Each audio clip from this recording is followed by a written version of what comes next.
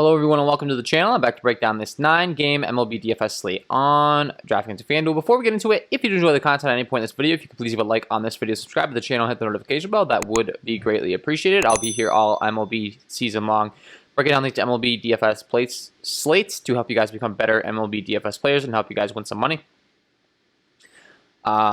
And don't forget to stay tuned to the end of the video for my home run call of the day. The segment I do in every single one of my videos, my guy that I am calling to go deep based on things like, park data, weather, matchup against the pitcher, slugging for the hitter, ISO, WOBA, all of the above. And don't forget you can check out my KJK DFS MLB package link below in the description. If you're interested in some premium content from me, you get access to a bunch of different good stuff. Starting pitcher data sheet, high hitter, StatCast data, splits leaderboard, team hitting data, bullpen data, my power rankings, and my cheat sheet. And with all of that being said, let's go ahead and start breaking down this one today. So as always, we're going to break down the pitchers that we want to play first, and then we'll get into bats after. And we like to start our sheet by K rate. It's fantasy sports to get points for strikeouts. And the top guy on K rate, as far as K rate is concerned on the slate today, is Corbin Burnes taking on the Miami Marlins. He has a 35.4% K rate overall, 16.2 swing strike rate. The ground ball and the fly ball stuff's really good. A 41.4% K rate against righties, and then a 29.4% K rate against lefties. Really, really good, and he has been dominant all season long. Over on DraftKings, they got him priced up to 10-4. And on FanDuel, right now he's priced at 11-1. And I think it's going to be well worth it. He's taking on the Miami Marlins team that does have their fair share of strikeouts. It is in Milwaukee, and he is a 182 favorite. So I think that Corbin Burnes is definitely going to be the top arm on the slate. Second guy, you got Trevor Rogers in the same game, taking on the Milwaukee Brewers, a 32.3% K rate overall, 15.3 swing strike rate, a 31.8% K rate against righties, and then a 33.3% K rate against lefties. Also has been very, very good, and also is taking on a team that does strike out quite a bit in the Milwaukee Brewers. These Brewers have been striking out a ton, so I think that Trevor Rogers is definitely an interesting option as well. Looking at what Corbin Burnes has been doing. 6 innings pitched, 6.1 innings pitched, 10 plus Ks in 3 out of the 4, and the one he didn't get there, he had 9 Ks, and has only given up 1 run in the first outing that he went out there. And then going down to Rogers, and as far as what he's been able to do, 4, 6, 5, and 7 innings pitched, 8 Ks, 7 Ks, 10 Ks, 6 Ks, and 2 runs given up in the first game, 2 runs given up in the third game. Also has been very, very good. So both of these guys kind of clear-cut top options on the slate for sure. And then third on the list, we got Shohei Otani taking on the Texas Rangers, which is also a team that strikes out quite a bit. We hadn't seen Shohei Otani stretched all the way out in a few of his early outings this year. We're only dealing with a 10 innings pitch sample size over the last 2 years, so these numbers are really skewed. It's not even really a need to go over them. But yeah, we know that Shohei Otani is an elite talent. He's going to go out there and perform, and when looking at what he's been able to do, as far as his pitching is concerned, last time out, let's see, 4 innings pitched over the last 10 games, so it doesn't really, unfortunately, it's kind of hard to break down his game-by-game log because he's a hitter as well. Right here, so his last outing, he went out there and threw 80 pitches. As far as earned runs are concerned, he didn't give up a single run, and it was against the same Texas team. And he had 7 strikeouts for a total of 18.2 DraftKings points, and he got up to 80 pitches, so I tend to think he can get up more towards the 90 mark. And this one, he's priced at 7.7 on DraftKings. That's a very respectable price as far as getting a discount on him. Over on FanDuel, he's priced up to 9.1. So on DraftKings specifically, I think you're getting a pretty good bargain on Shohei Otani with his ability to strike hitters out and his matchup taking on the Texas Rangers. No issues really going up to him on FanDuel either. It's just you're going to have a pretty big decision to make between, Otani and then the 2 elite arms that we talked about in Rogers and Burnes as well.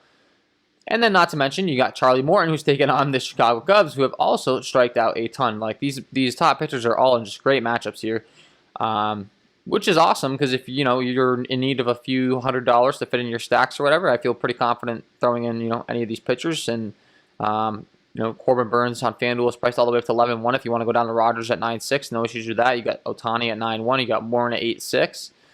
So lots of options. And Morton specifically, and 29.3% K rate overall. Ground ball, fly ball stuff's good. A 26% K rate against righties, and then a 32.9% K rate against lefties. And like I said, the Chicago Cubs team has been striking out a ton. Currently, he's coming in as a 181 favorite. His opponent has a 3.64 implied run total, so he's looking pretty good as far as Vegas is concerned as well. And he definitely has an offense that could back him in the Atlanta Braves. So Charlie Morton, another great option for pitching on this slate.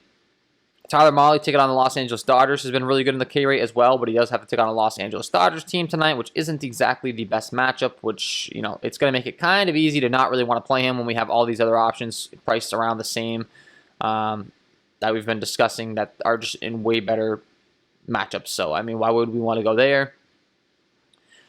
Rich Hill against Oakland that you could go to. I'm all set on that personally. I don't really think he's where I'd want to go on the slate. The Oakland Athletics are pretty good against those left-handed pitching options. Kind of same rule applies for Julio Urias taking on the Cincinnati Reds. You know, some pretty good hitters up and down the lineup that have been excelling all year. I think I'm good on that. You got Gomer taking on San Francisco in Coors Field. So, or I'm sorry, no, it's in San Francisco. Maybe.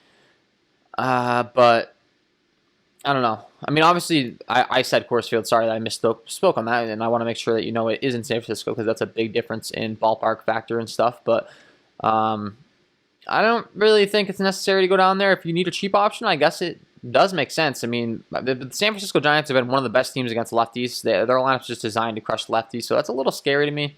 I think there could be some strikeouts there, but not really sure I'm trying to go there. Sean Manaea is an interesting option taking on the Tampa Bay Rays. He does have a fairly decent strikeout rate, and they do strike out quite a bit, even though they've been pretty solid lately. He could be an interesting cheapie option. He comes in as a 124 favorite right now, and he's in the Trop in Tampa Bay, which is a great pitching environment. So maybe you go to him. You could go to Zach Wheeler taking on St. Louis. Not exactly my favorite team to target, but Zach Wheeler is a pretty good pitcher, sinker ball thrower that really does a good job keeping the ball on the ground. Looks like there's 17-mile-an-hour winds blowing out in St. Louis, though, so that's kind of scary to be targeting that game. So I would go to Anthony Descalfani and David Garcia next. That's probably where I'm kind of looking to cut things off here as far as my pitching interest is concerned.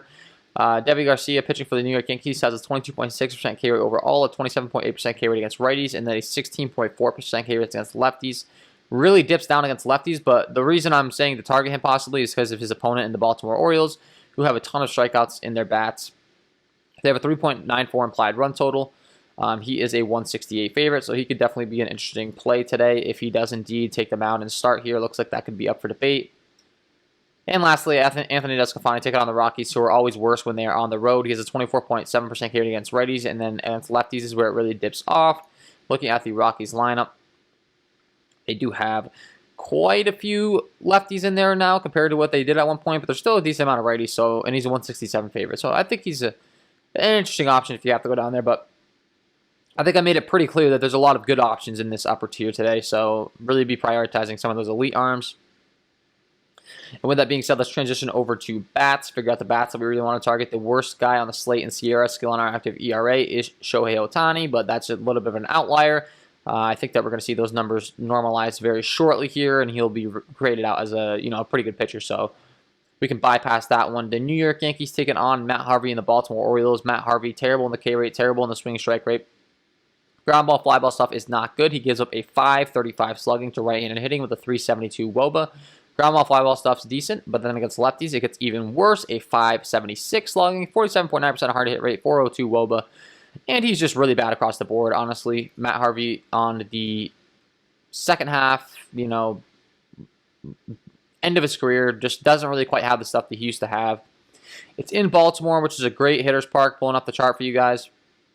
Lots of home runs to be had at Camden Yards in Baltimore, so I always like to target some bats here.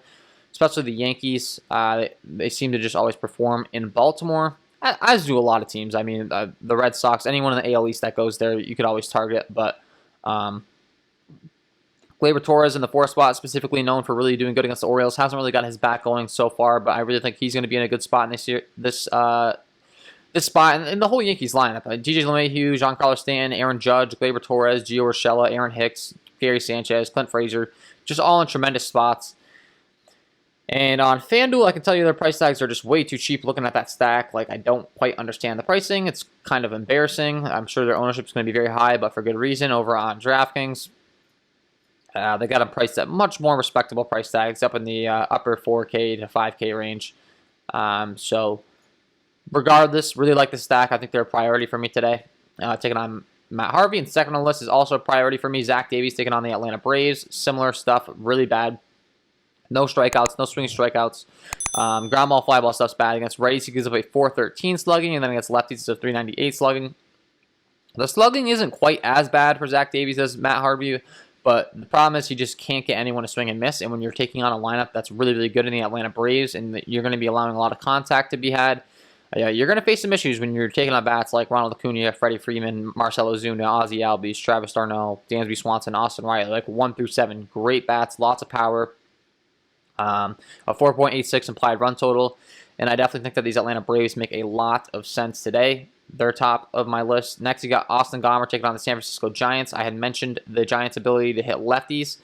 Gomer does have the knack of not really giving up a lot of slugging, though. Like, he lets the ball be put in play a lot, but to look at the slugging, it's a 275 against righties and then a 240 against lefties. So he's getting hit a lot. His Sierra doesn't grade out well, but his hard contact's not the best. So I kind of see him as more of a guy that'll give up runs, but maybe not the long ball, the home runs that we need in DFS. So I'm not quite sure. I'm really, like, I would target the Giants' offense in tournaments and multi-entry, but if I'm making like a one lineup tonight, I'm not sure they make the cut because of his ability to kind of limit slugging. If I'm making multiple lineups, they definitely make the cut because they have guys like Austin Slater, Wilmer Flores, Evan Longoria, Darren Ruff, Buster Posey. All those guys rake left-handed pitching, so no issues should be going to them if you're multi-entering tonight. Next, we got Jordan Lyles taking on the Los Angeles Angels. The Texas bullpen's not the greatest. Jordan Lyles is not the greatest. Ground ball, fly ball stuff is not good. The K rate's not good.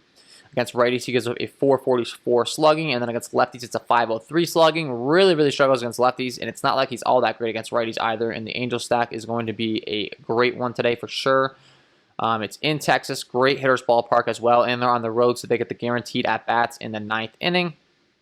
The only thing that's a little unfortunate for us is that Shohei Otani is going to get the start in this one as a pitcher, and when that happens, he will not occur fantasy points as a hitter, which sucks because he's a big bat in the lineup, and we would like to include him in our stack. But on the bright side, that's going to make the stack a little bit cheaper.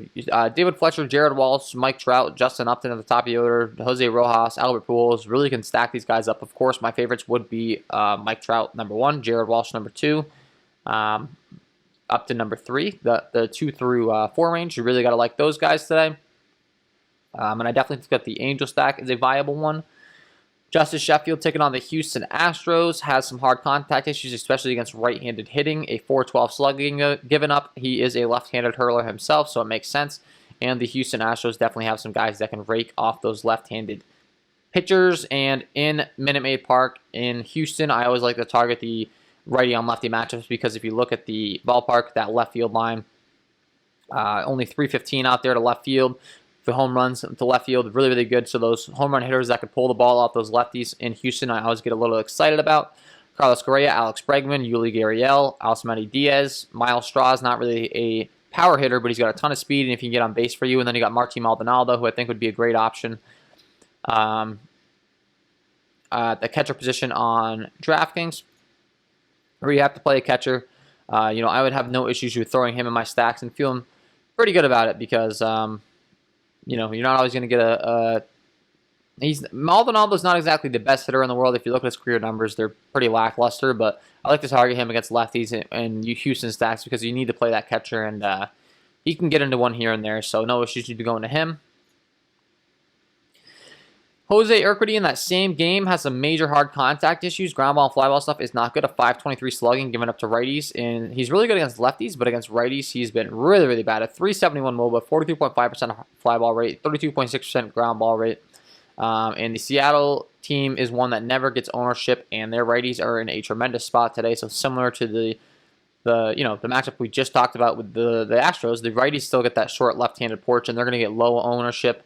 Mitch Haniger, Kyle Lewis, Evan White, Luis Torrens, those righties for the Seattle Mariners team. And then, of course, Kyle Seager and Taylor Trammell both have a bunch of power as well. And I wouldn't dismiss them from my stacks if they fit because although he's good against lefties, you can argue, they're some of the best hitters in the Seattle lineup. So it's tough to be fading them if they do fit indeed with your construction. I'm not going to tell you to not play that Seattle stack today because of it.